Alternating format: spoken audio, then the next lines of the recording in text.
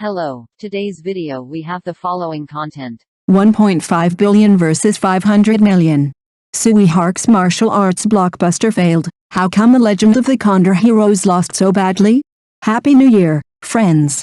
This year's Spring Festival, the cinema is quite lively, with various blockbusters taking turns to be released, which makes people dazzled. But the one that caught my eye the most is The Legend of the Condor Heroes, the greatest hero, directed by Tsui Hark and starring Xiaozhan. Nezha leads the Spring Festival box office, while The Legend of the Condor Heroes only has 500 million. The audience complained about Xiaozhan's martial arts and Zhuang Dafei's acting skills. Ke Xiaofan was praised for playing Li Ping, but the overall story was not good. Tsui Hark failed to capture the hearts of the audience, and the future of martial arts films needs to be carefully considered. The Spring Festival has always been a battleground for strategists, and now the total box office is about to break 5 billion, and the battle is fierce.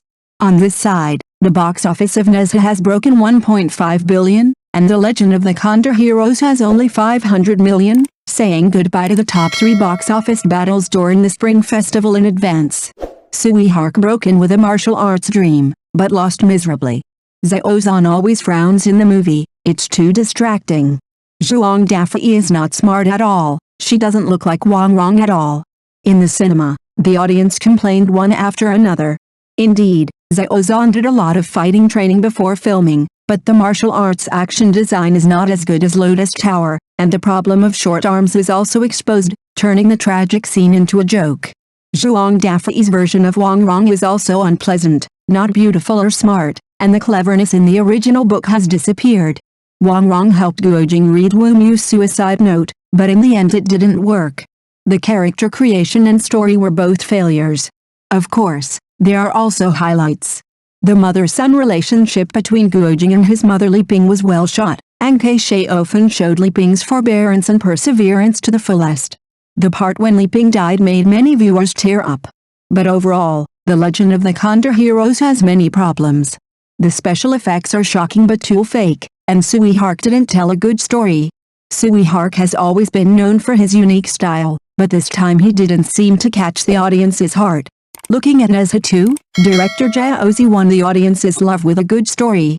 This also proves once again that a good story is the key to box office success. Now that The Legend of the Condor Heroes is ranked behind The Legend of the Gods Part 2, it is difficult to break 1 billion. Xiaozhan and Zhuang Dafei tried hard, but were dragged down by the script, and Tsui Hark failed to recreate the martial arts world written by Jin Yong. Where should the future of martial arts films go? Should we continue to stick to tradition or make bold innovations?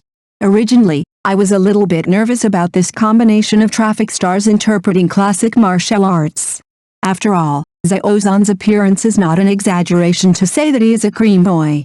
It always feels a bit inconsistent to let him play Guojing, a big and strong man. But after watching the movie, I found that my previous concerns were completely unnecessary. Let's talk about the scene of this movie first. It's so magnificent.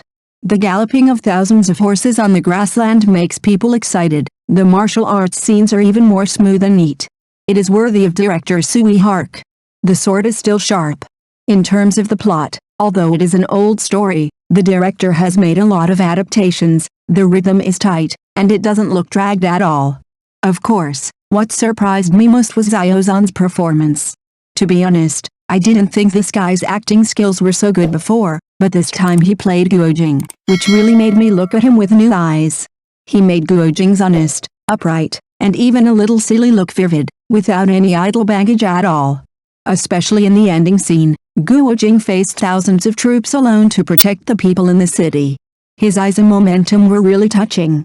In the past, people always said that Xiaozhan was expressionless and could only pose but not act. This time, he slapped those people in the face. Look at his Guojing, every move, every word and every deed, all reveal a sincerity, making people believe that he is Guojing, the great hero.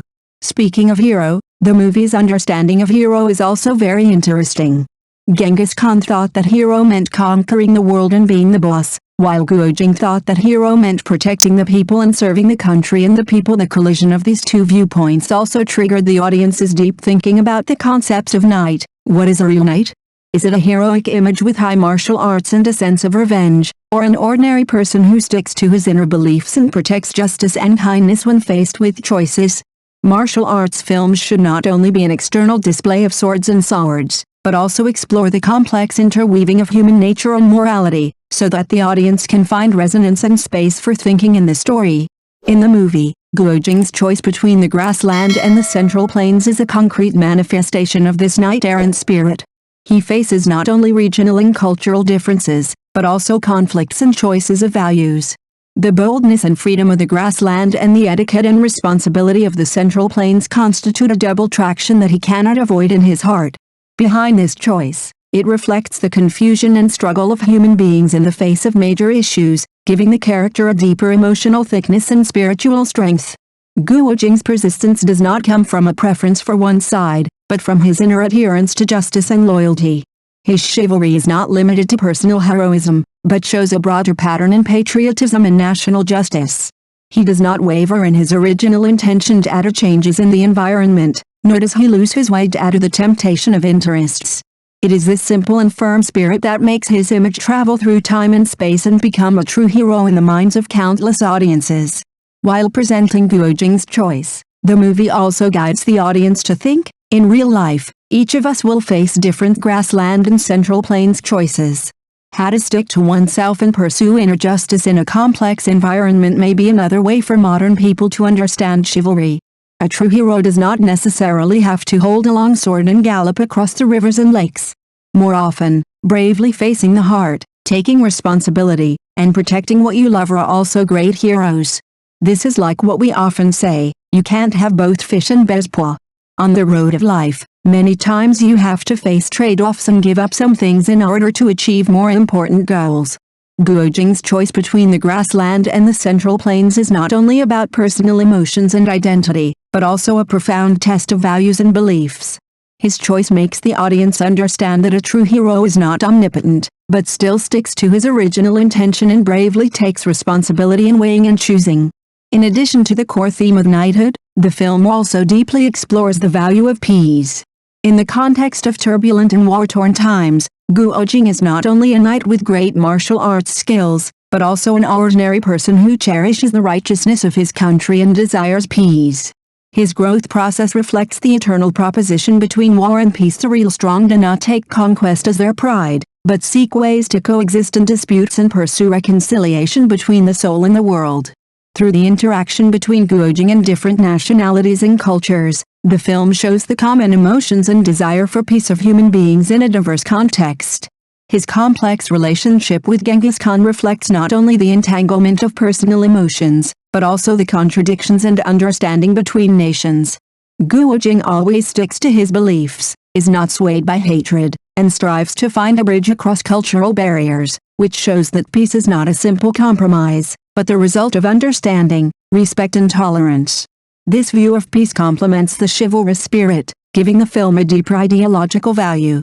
It tells the audience that a real hero is not someone who always pursues victory, but someone who knows how to guard peace in disputes and seek consensus in conflicts. The film makes people think, perhaps everyone has a grassland and Central Plains in their hearts, and every choice we make is to strive for inner peace and world balance. In today's unpeaceful era, the appearance of this film is particularly precious. It is not just a martial arts film, but more like a mirror, reflecting people's desire for peace and justice in the real world. The film tells us that a true hero does not conquer others by force, but uses his own beliefs and strength to protect his inner peace, the people around him, and even the tranquility of a country. This value transcends the limitations of time and region and brings deep resonance to the audience. Of course, this film is not without shortcomings. Although it has depth in its theme, there are still certain problems in the rhythm of the plot and the shaping of characters.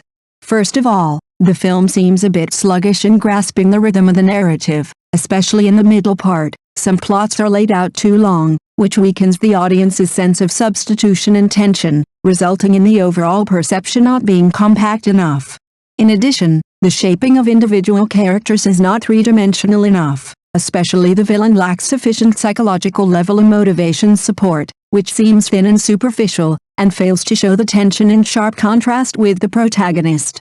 In terms of fighting scenes, although the special effects are excellent, some scenes rely too much on special effects, lacking the realism of fist-to-flesh and sword-to-sword in traditional martial arts films, making it difficult for the audience to feel the Jianghu atmosphere that martial arts should have.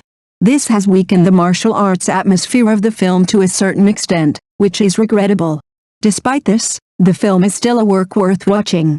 While exploring chivalry and peace, it also provides new ideas for the innovation and development of martial arts films.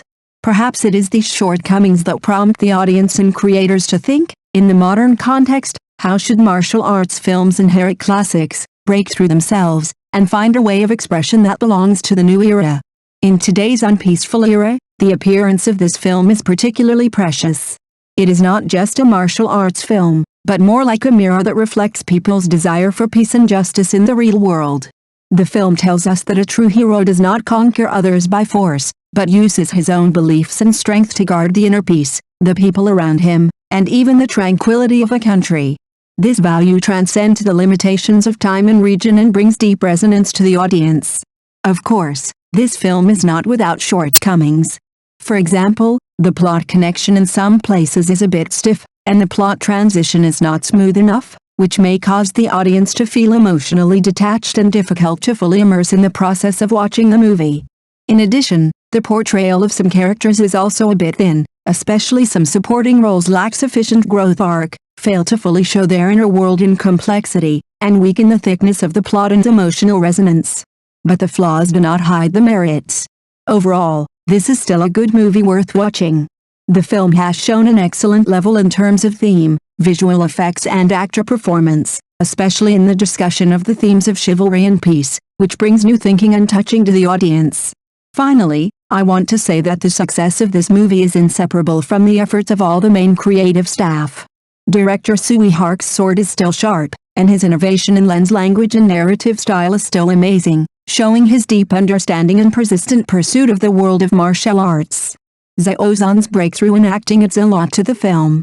He uses delicate and sincere performances to give the characters fresh vitality, showing his growth and potential as an actor.